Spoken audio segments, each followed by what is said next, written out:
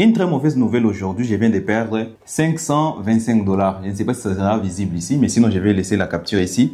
525 $, les tout premiers trades, je me suis fait avoir en perdant 550 $. Bon, mon stop loss était à 550 $. Et le deuxième trade sur le pétrole, je suis sorti en break-even avec seulement quelque chose comme 37 $.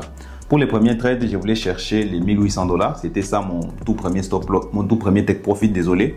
Pour le deuxième trade, je voulais aller chercher 1200 $.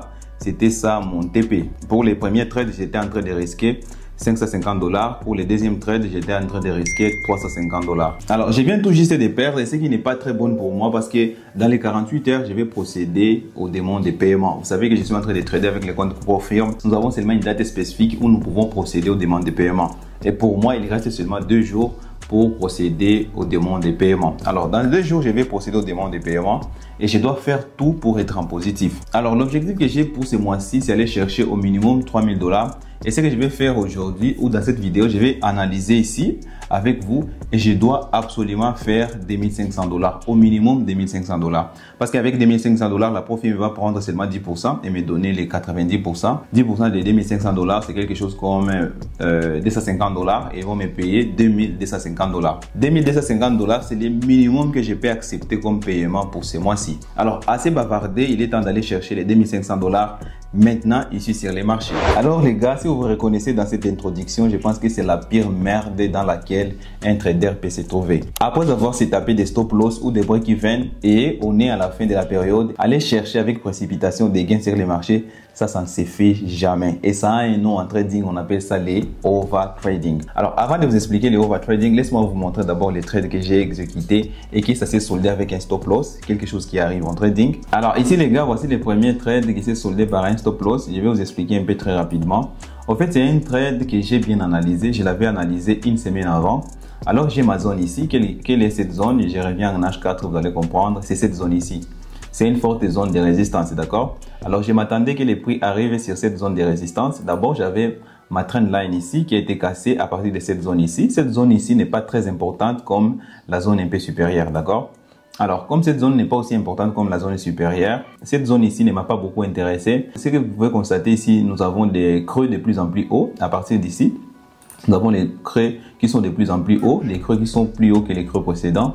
Mais à partir d'ici, ces creux ici un peu plus en bas que les creux précédents. Ça m'a donné déjà une idée d'à venir chercher les prix à la baisse. À part ça, je devrais attendre que les prix intègrent ma zone psychologique ici. C'est cette zone ici, cette ligne ici de résistance.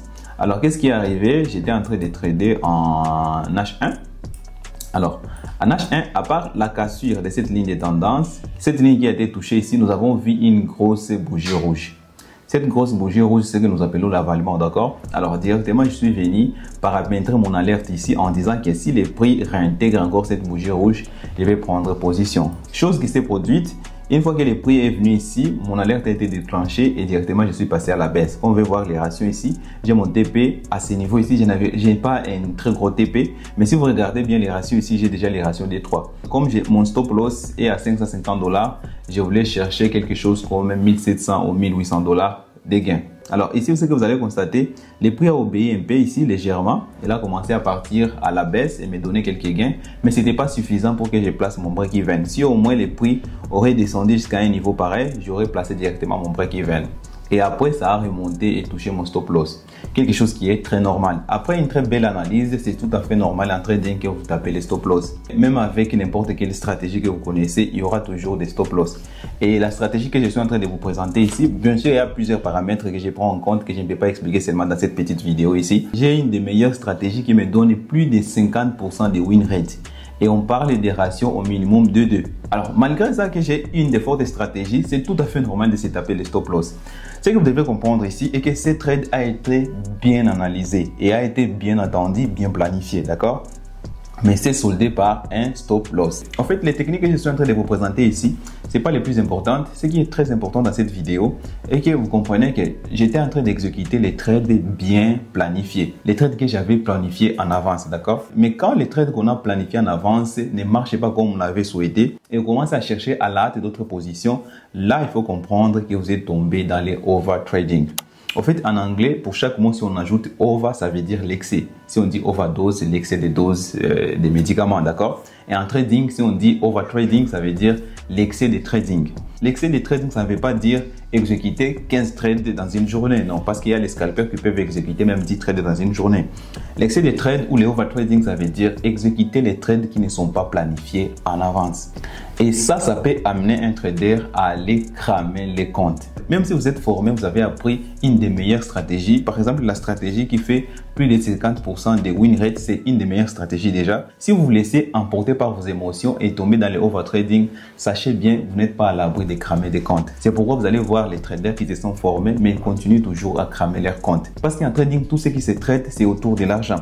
Et l'argent, je vous dis que ça provoque des émotions terribles. Et si on n'est pas capable de gérer ces émotions, on est victime de choses comme les overtrading. Et je peux vous assurer que si vous avez déjà cramé un compte, plusieurs fois, c'était parce que vous avez tombé dans les overtrading. Vous avez planifié les trades en avant, ce qui est très bien, mais les trades n'ont pas évolué comme vous l'avez souhaité. Et alors, avec précipitation, vous commencez à chercher d'autres points d'entrée. C'est ce qui s'appelle les overtrading et ça c'est le meilleur tueur des comptes plus que d'autres erreurs qu'on peut commettre en trading. Alors vous avez déjà compris qu'est-ce que l'overtrading. Alors comment reconnaître si vous êtes déjà tombé dans les overtrading? Après avoir cramé un compte, c'est très simple de savoir que j'ai cramé ce compte parce que je suis tombé dans les overtrading. Mais pendant que vous êtes dans les overtrading, c'est difficile de reconnaître pour enfin y sortir très rapidement possible. Et un autre petit problème avec le overtrading, on peut tomber dans les overtrading et ne pas cramer les comptes, mais multiplier les comptes par 10, par 20, même par 100. Et quand on a multiplié un compte par exemple un compte à $100, vous l'amenez jusqu'à $1000 ou à $2000, vous ne pouvez pas savoir que c'est le overtrading qui vous a amené à ces résultats. Et les problèmes avec les overtrading positifs, moi je peux les appeler comme ça. Les overtrading négatifs, c'est quand vous cramez les comptes, d'accord? Et le overtrading positif, c'est quand vous avez multiplié les comptes. Mais les problèmes avec ces overtrading, même si je l'appelle positif, à long terme, cela va vous être fatal. Parce que votre cerveau va enregistrer cette information en disant qu'un jour, j'avais multiplié un compte x 5 et maintenant devant un grand compte ou des sommes conséquentes, votre cerveau va vous rappeler que vous avez déjà fait un exploit de multiplier un compte x 10. Et là, ça ne va pas se passer comme avec un petit compte à $100. Vous allez perdre un gros compte à 20 000, 30 000 ou même 50 000 $. Et ça peut vous être très fatal. Si vous faites du trading, l'overtrading est une des erreurs à éviter absolument. Car c'est la seule erreur qui pousse les traders à l'abandon ou même pire au suicide. Comment éviter et vous protéger du overtrading? C'est simple. Il faut seulement planifier les trades et exécuter les trades qui ont été planifiés en avance uniquement. Par exemple, la situation que je vous ai présentée dans l'introduction, et c'est bien sûr, c'est une situation dans laquelle je me trouve aujourd'hui. J'ai un compte financé chez une firme. Heureusement que c'est pas mon unique compte, mais je me retrouve dans une situation où je dois bien sûr procéder aux demandes de paiement d'ici 48 heures. Normalement, au début, j'étais en positif de $400. Je viens de perdre $500. Je me retrouve directement en négatif de $100. Et quand on est en négatif avec les comptes firme, pas question de faire une demande de paiement. Et moi, je suis habitué dans ces genres de situation. Ce que je vais faire, je ne vais jamais exécuter un trade que je n'ai pas planifié en avance parce que j'ai la pression de procéder à une demande de paiement d'ici 2 jours. L'objectif de cette vidéo est qu'après avoir regardé cette vidéo, veillez toujours à ne pas tomber dans les overtrading. Parce qu'il y aura toujours les problèmes de la vie quotidienne qui vont vous pousser à vouloir exécuter des trades qui n'ont pas été planifiés en avance. Ce que vous devez faire, planifier en avance vos trades et quels que soient les résultats sur les marchés, n'allez pas à la contre de votre plan trading. Alors nous arrivons à la fin de cette vidéo. Si vous l'avez aimé, n'oubliez pas de la liker et de la partager. Si vous êtes nouveau sur cette chaîne, je parle que du trading. Si c'est une thématique qui vous intéresse, n'oubliez pas de vous abonner et activer la cloche de notification pour ne pas rater les prochaines vidéos. D'ici là, portez-vous bien. On se retrouve très rapidement pour une nouvelle vidéo. Je vous dis ciao.